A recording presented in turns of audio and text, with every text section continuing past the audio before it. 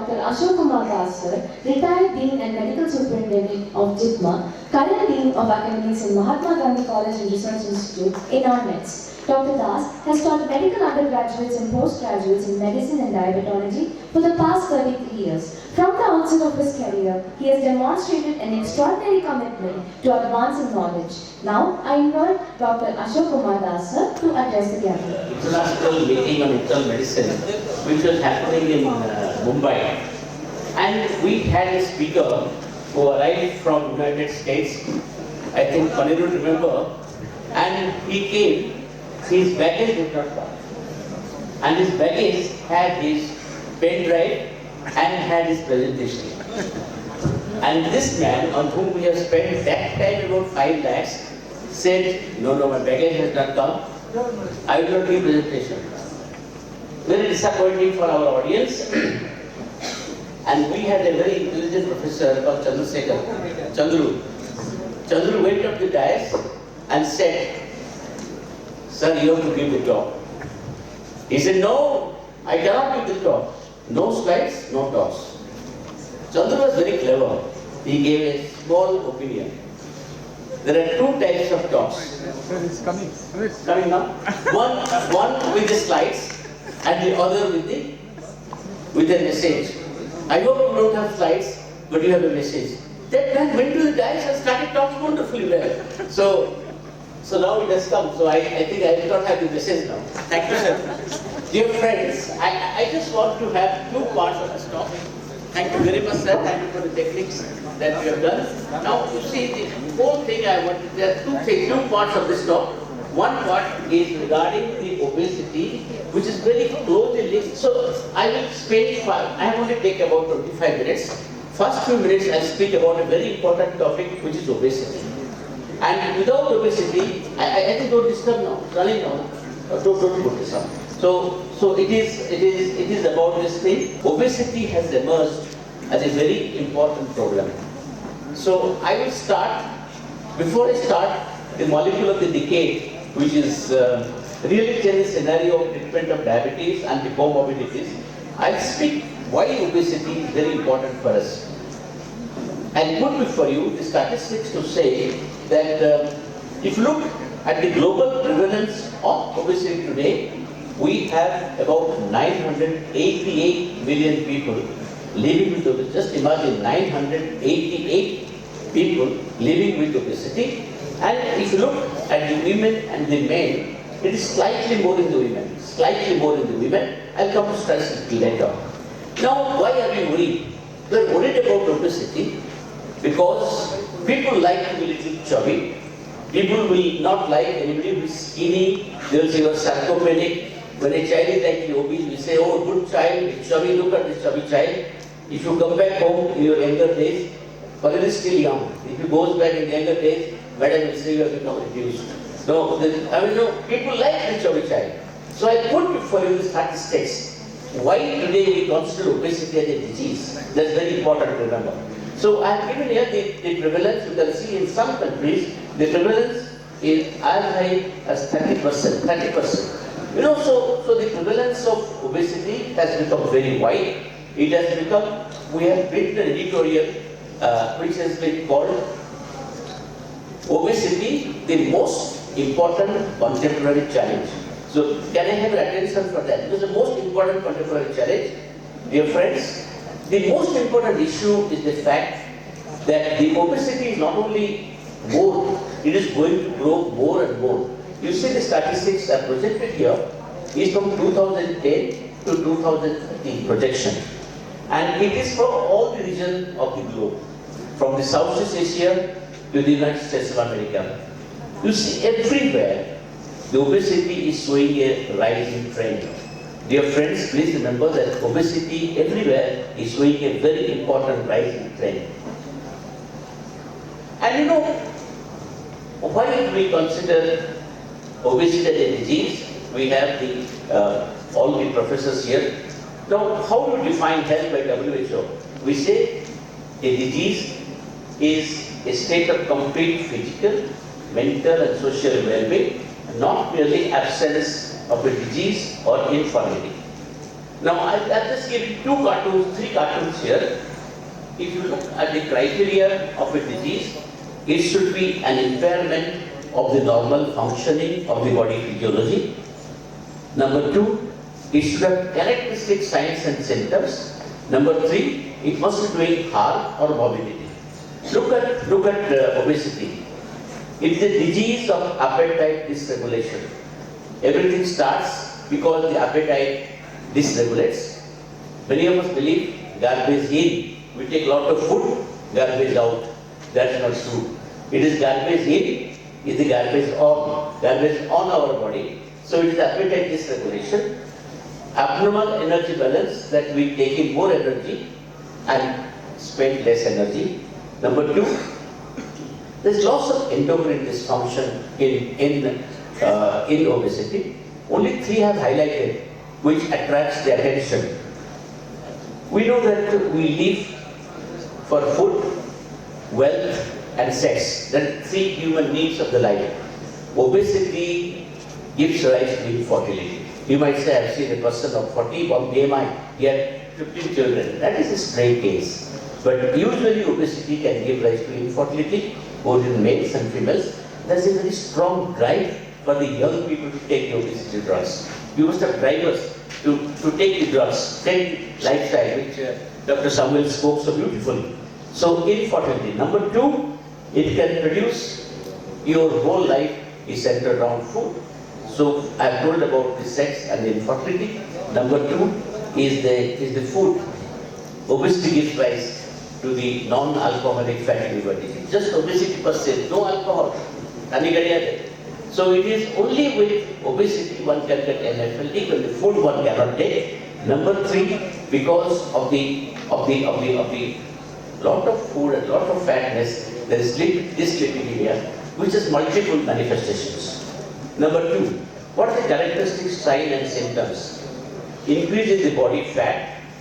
Symptoms associated with body fat, three simple symptoms, no WHO believe simple things.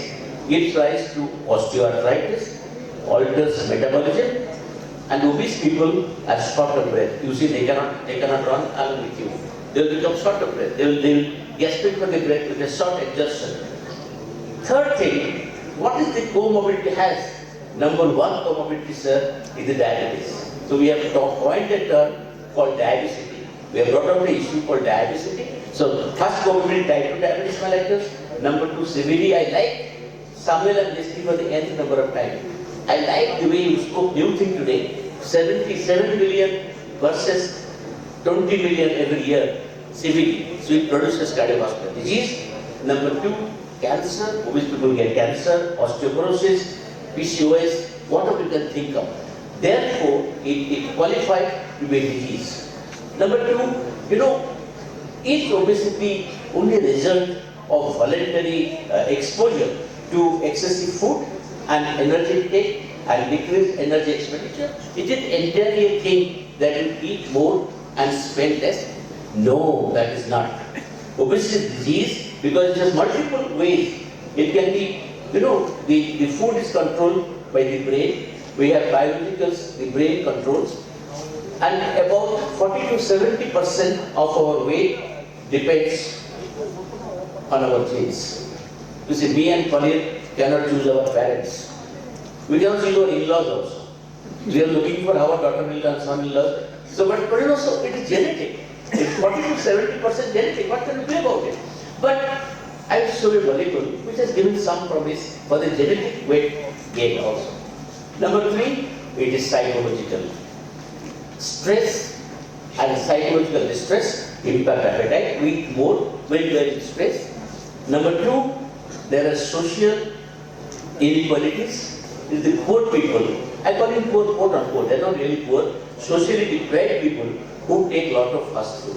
Am I correct, Dr. Madhavan? They get a lot of fast food. It's cheap. The fast food is very cheap. We have wrong perception. Good food, fruit, milk, cheese, good foods are costly. So social deprivation and some medications promote long-term weight gain, including some anti-diabetic drugs. And finally, the unhealthy eating patterns and the unhealthy lifestyle. So that's why it's one of the first 18 slides are centered around simple messages of obesity, not only on semaglutide. Now, what are the complications of obesity? Obese people get every complication. We call it multi-morbid disease, except suicide. They are very happy people. They do not commit suicide. That is also not 100% true. Sometimes they get depressed. So I think what are the diseases? Number 2, CVD, stroke, dyslipidemia, hypertension, CAD, the heart failure with preserved ejection fraction, type 2 diabetes, pre-diabetes, thrombosis, gout, NFLD, gallstone, infertility, cancer. So they get GERD. The obese people have a lot of acid adaptation. They have cancer.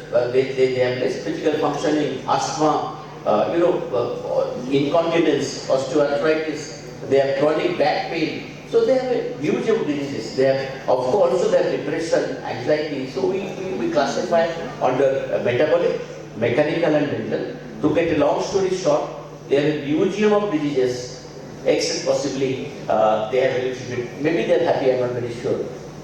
Now, how do we classify obesity? It's very important to remember because we know we have our own standards.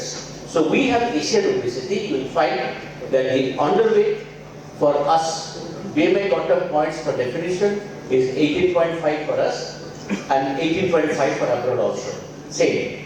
But normal range for us is about 18.5 to 22.9. Please remember, the public health best PSM professor is the vice principal here. PSM professor is not singing in the audience. So, sir, yes. So, what happens, sir? 22.9. So, we have brought it down. We say at the BMI 23, the public health bells to ring. You should call Professor somewhere to give a talk to him. We will become 23. We don't wait up to 25. But elsewhere, the overweight starts at 25, 29. And beautifully, Professor Bose spoke about the class 1, class 2, class 3 obesity. You see the classification. And I must tell you a long story short, you'll be happy to know that we have got government approval reimbursement at 30. No government at 30, there it will be reimbursed. Because we believe in lower BMI. Dear friends, is obesity only centered around BMI? If somebody is BMI is normal, can he be non-obese? Answer is no. It is not only a BMI. We should go beyond the BMI centric view. I'll give you an example. We are obese in the middle part of the body. So we have a lot of visceral obesity. We call it pressure in the tummy. We call it in the middle as middle portion comes out. We say that, so the visceral obesity is very important. If somebody can be BMI normal, but if the abdominal girth is more than 102 for the males and 188 for the females, 102 and 88 at the highest, that's for the people in the America, 102 in the males and 88 in the females. In India we say 90 and 80. 90 and 80. We want to have, ladies have still thinner waist at 80 and males, ladies want us to have our waist is only 90. So it is a little low standard for us. So it is not only BMI, it is the waist circumference. And I have given you how we calculate waist circumference. Now there are some people who are doing previously waist hip ratio. But India is a country where people go for litigation. Somebody went against the doctor. The new law, Doctor has criminal law, newly it has been Sanghita, Nyaya Sanghita, which have been introduced. So they said that you cannot touch anybody's buttocks. So hip is out today. We do not do waist hip ratio. Please don't do waist hip ratio. Even for the males, for a small child, you have no right. So you have to do only waist. And we have shown you how the waist is done. Waist hip ratio is out. Waist to height ratio is the Indian contribution. Waist to height ratio, of course, DEXA is costly and ordinary DEXA does not give the current assessment. You have CT and MRI also. So the waist circumference is widely used and is converted, is related to the metabolic risk. A single sentence, Samuel. The length of your belt is inversely proportional to the length of our life. The length of our belt, the longer the belt, the shorter the life. So it's a beautiful way. I mean, this is the way that we start obesity treatment. And although traditionally DEXA is a good, not ordinary DEXA, and we need high precision and also low X-ray exposure machines for that. Dear friends, I have given you the waist circumference and BMI, and will not details on it. I'll just go to the fact to say that obesity staging today is not only BMI alone. It takes into account waist circumference and takes into account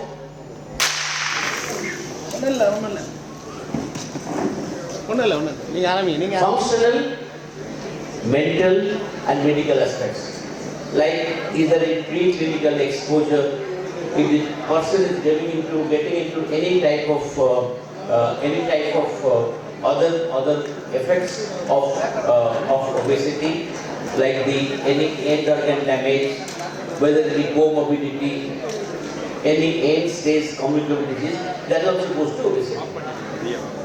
Now, how do you assess before starting treatment? There are 5 A's on which we start obesity treatment. Number 1, ask for permission. You cannot today talk to anybody by saying you're obese, come, I'll treat you, we'll put you in the court. So you have to ask for the permission. Would it be okay if we discuss about your weight? Don't say obese. Can we discuss about the weight? Approach the patient with compassion, and our medical director of the institute, I was really moved away by his talk. He said about the parties, but you have to, for the people who are overweight, have 2 things, empathy and sympathy. I really sympathize people, I sympathize myself. If you're obese, you sympathize yourself. So talk to the people who are obese with sympathy. Tell them, can I discuss about the weight? And you know, there is the 5 A's which has come from the Edmonton score, 5 A's. And you say that it's a complex disease. I know that you are not eating much. You are eating very minimal. I'm living only in water, and then still I'm getting weight. So you know, we had a professor in Madras Medical College called Professor Menon, and he was a diabetes specialist. One you remember. And you know, I have heard from Professor Santibi Moses that he was not listening. He was deaf, stone deaf. So anybody who comes to us and says that I'm becoming obese, he will say, make it half, make your food half. Somebody came and said, I'm taking 3 idlis, make it half. He didn't listen, 3 idli or 30 idlis. Somebody came and said, I'm taking only 1 idli for breakfast, 1 idli for dinner, and half a chapati. Make it half, make it half. So you know, that's why people used to say, but that is true. People do not become obese because of diet alone. I showed you the other reasons. Genetics, psychological, so many environmental, so many things are there. So therefore, acknowledge the complex disease. You don't say you're obese, you are eating more. This is not true. This is called illegal. You cannot tell them.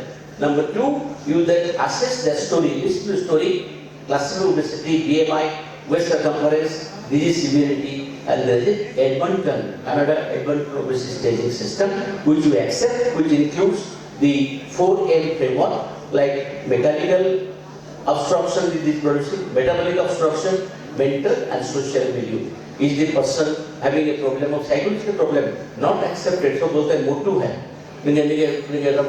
Motu, I know that's the casting is person. You can't call somebody ganja. You know, it is very important to know this 4: mechanical, metabolism, mental and psychosocial milieu impact the patient's health. Number 3, advice on the management. Focus on building individualized care is a not one size fits all. Address 3 root cause obesity. Support for behavioral changes. Number 2, most important, which Professor Samuel also emphasized, MNT, nutrition therapy, physical activity, psychological behavioral intervention. We'll come to pharmacotherapy in a minute, and Dr. Bose told about the bariatric surgery. But before that, you must, number 4 point, you must agree with the subject on the goals. What you have setting goal for it. Healthcare providers should collaborate with patients, create personalized and sustained goal, and mitigate weight stigma. You say no, weight will be going away, don't worry. Redefine the success. You know, I'll tell you that you should not give a person unrealistic hope. If you reduce 5%, even 1 kg weight loss, how much benefit it gives? If you reduce 5% weight loss, it's a great benefit, great benefit to give realistic value. And also ask with the persons, with the drivers, and barriers, like the life of the person must be promoting the weight loss, you surrounding and all that, everything must take care of it. I must tell you, even after the bariatric surgery, even after the oral semaglutide treatment, if we are not taking care of the LMS, modification of lifestyle, LSM, then it is going to die. You may need it little less than the usual LMS, but it is needed. So it's very important to discuss these points with the patient. Number two is, I'll make again very important. Would it be all right if we discuss about the weight?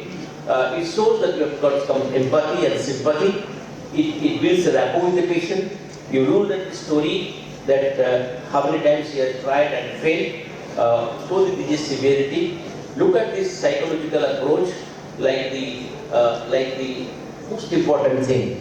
We have done a study. It's a PG student, 5 PG student did a study to find out the screen time and obesity. The screen time from in front of the television is one of the greatest reasons for the obesity in children. Greatest is obesity. And they also did 2 more studies that how much of time 89% advertisement are for the wrong food. Only 10% advertisement. Probably this has become policy by the government now. That the screen time, how much screen? And the sleep, sleep deprivation, 6 to 8 hours of sleep is a must. The person deprived sleep doesn't become weak, becomes more obese. So psychotherapy is necessary. Medications will come in the last slide. Medical nutrition therapy, bariatric surgery of course, and you must agree on the goals. Number 2 is that how successful is lifestyle alone? Dr. Samuel told beautiful things, He must have shown the book to the department, either to Nihal or that time to the head of the department. He must have said, yes, today you are not on insulin. I will see how long you will be without insulin. Because what happens? The consistency to sustainability of the weight loss with the medical therapy is very difficult. The current Arunai he showed, has taken a lot of years of sadhana to do that type of changes. So therefore, ordinarily, even if you have a weight loss in the beginning, you see the weight loss in the beginning, it comes down. By various studies, I have given 9 studies here. It came down, but again it went back. So maintenance of weight loss is a big issue. Years after intervention, 1 year, 2 year, 3 year, 4 year, 5 year data I showed here, that many of them, if they do not persist, sustainability becomes an issue. Most individuals regain more than half of the weight they have lost within 2 years, and 80% regain the weight in 5 years. And also the weight loss by lifestyle alone can be maximum 3 to 5%. Nowadays, we listen to Professor Bose, he talked about weight loss, which is above 20% all the time. So I have heard people who have lost 29 kgs average after the bariatric surgery. Average. You have a center bariatric surgery. They will have a center here because it is 2.5 lakhs versus me and Dr. Pondicherry, 350 rupees our fees. So it is a great revenue generator. We have more and more centers bariatric surgery. And the weight was also 29 kg on average. But sustainability is a problem. Now, you see, why do we weight gain? Because we have a body adaptation. Body is addicted to its weight. You see that the hormone level, the satiety hormone comes down gradually, hunger hormones improve, the metabolism goes for less energy expenditure and weight gain occurs.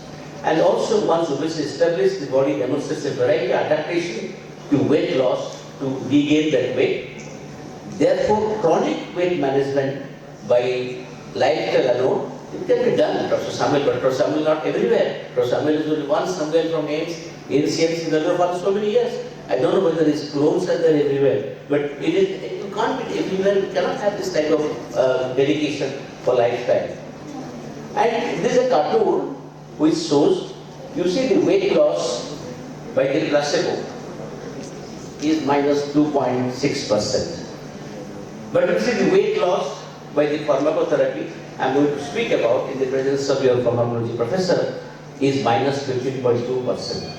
And you must also look the convenience. If you combine LSM, give a good trial, if it is not working legally, if you change over to the pharmacotherapy, you get almost 15% or beyond the weight loss. So long-term therapy is an integral part of obesity management. Now there are new generation anti-obesity drugs which maximize the magnitude of the weight loss and help to overcome the compensation mechanism that again induce weight gain and promote sustained weight loss. Dear friend, for any chronic disease, drug has to be continued. You stop anti-lipid drugs, lipids go up. Am I correct? Stop anti-BP drugs, BP goes up. Stop anti-TB drugs, sugar goes up. So any chronic disease, the drug has to be continued. We may reduce dose, but drug has to be continued. So this drug has to be continued. I am talking about today. So that has to be continued. So diet, exercise can alone produce less than 5%. These drugs can produce 15 to 17%. And I just put the base video. Now, therefore, when a healthcare provider discuss obesity pharmacotherapy, we have to give all the information to the patient. And there are 3 types of people who have no access to medication. There are limited access to medication, access to all medications. Obesity had previously only 4 drugs. We had one drug called Orlistat, one drug called Natrozole. We have a drug which was producing the TR and MR in the heart, and one more drug which did not take up. Orlistat, the drawback is that it decreases absorption of lipid, and that lipid comes out through the anus. So they always have a soiled underwear. And Indian system, when you wash every time you go to toilet, people that each time they go to urinate also they wash themselves. So it is unacceptable. So Orlistat is not an answer in our country. Other drugs produce cardiac disease. But the new drugs that we have today are the one we discussed in the morning. GLP-1 RAs, 2 types, oral and parenteral, and GLP plus GIP, GLP plus GIP plus glucagon. So today I will be talking about the GLP plus GLP-1 RA, which is given orally. We call it tablet the tablet protein in a pill, because normally we do not have any of these hormones, insulin. If insulin orally available, it will become a great good for everybody. We do not have, because it gets digested. So we have by some mechanism, I will show you in a minute, how this drug has been devised to be there in the market and does not get digested. Dear friends, for the interest of time, Dean sir is here. So, interest of time, I will omit the slides on the injectable GLP-1 because it has not yet come to the country. But I'll just tell that the injectable GLP-1s are the one which will be coming. The approval has come, drug is not available in the market. Americans are so hefty, they are all 120, 150, they're going in a cycle, they cycle not visible, only we can see the person. They're so obese, So all the drugs are taken away by the Europeans and Americans. We don't have the drug in our country. So I'll just not allude, just one word I'll speak about the injectable. So there are some people who are accessible to all the medications. So the drugs that I'm talking about are semaglutide, oral and parenteral, tirzepatide with GLP plus GIP, GLP plus GIP plus glucagon is called right. Then the 3 drugs. I'll confine myself to oral semaglutide. So I must tell you that this is how this Orlistat is not used. Liraglutide is used as an anti-obesity drug because price has come down. When the patent goes, Indian companies are very good. They introduce the copy molecules. The price has come down to 1400. Original was about 3000. We have got Natripril, Lactroxone is not very much used in our country. We are using semaglutide. Semaglutide injectable is 2.4 milligram to be given weekly. For interest of time, sir, I will not discuss it because I do realize that I have taken. So 2.4, I'll just go through very quickly. It increases satiety and reduces hunger in normal weight individuals. So the mechanism of action is you feel full in the stomach without gastric brand. without diversion, pancreas diversion, without any surgery, your satiety center is full, so you feel, so you do not take more food. And this drug, GLP-1, which is injectable, is a human GLP-1 analog. So it produces, it reduces appetite, reduces craving for the food, and improves control of the eating. There are important metabolic CV effects and reduce energy intake, reduce body weight. And there are trials from stage 1. I just want to summarize slide. There are stage 1 to step 10 trials, and all these trials have shown that the weight loss can be up to 15.2%, the proven efficacy. And but you see, 1 year after withdrawal, 2/3 participants went back to their prior weight, 2/3. So that the drug has to be continued. Then we have the step 1 trial, step 2, step 3, and various trials, and it has the effect on the waist circumference. By 13.5, waist came down by 13.5. Systolic blood pressure 6.2, diastolic 2.8, LDL by 3%, triglycerides 22%, and it's a wonderful drug. And this is summary slide of all these step trials. Now the reduction in the inflammatory markers came down. You will find the craving control, the positive mood, craving for the various types of food, craving for sweets, very important for us. It all came down following this drug. And also there is a less of hunger, more of fullness, more of satiety, and the food. So in 20 weeks, 35% reduction in the energy intake, and they produce very important weight loss. The side effects are GI side effects. I'll come in a minute. So last part of my talk is the oral semaglutide. It has been hailed as the greatest discovery of mankind because for the first time, by using a technology called snack technology, this drug can be used orally. Now what is this oral GLP-1? Now it's amino acid substitute at position A, alanine to alpha amino butyric acid, that protects against lipid for degradation in the stomach. So that's the only change, and it has 90% homology with the human GLP-1. And this snack called sodium N-amino captivate, this protects semaglutide from breaking down in the gastric enzymes. It allows semaglutide to be absorbed from the stomach and promotes absorption across the stomach epithelium. And there is a cartoon which shows that how semaglutide and SNAP together are producing great effect. The co-formulation does not change the chemical structure when you combine with snack, and this produces wonders by reducing weight loss. Now there have been lot of clinical trials. This drug hit our country last year. We got the approval last year, one of the 6 countries in the world to get the first approval of the drug. And we have got many clinical pharmacological trials, phase 2, phase 3. And number of people exposed is about 6,700 people have been recruited for this study. And I'll just go through the things that you find that it has slimmed down people very effectively.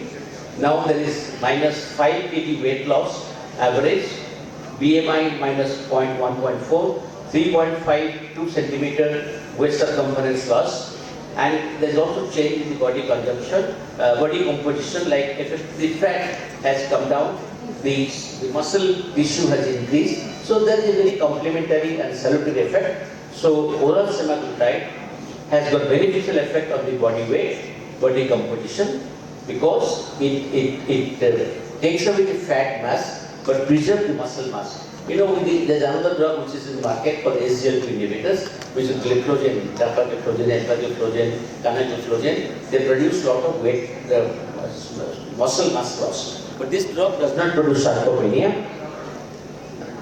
And if you look at this, it has established not only the weight loss, it has produced the effect on the heart.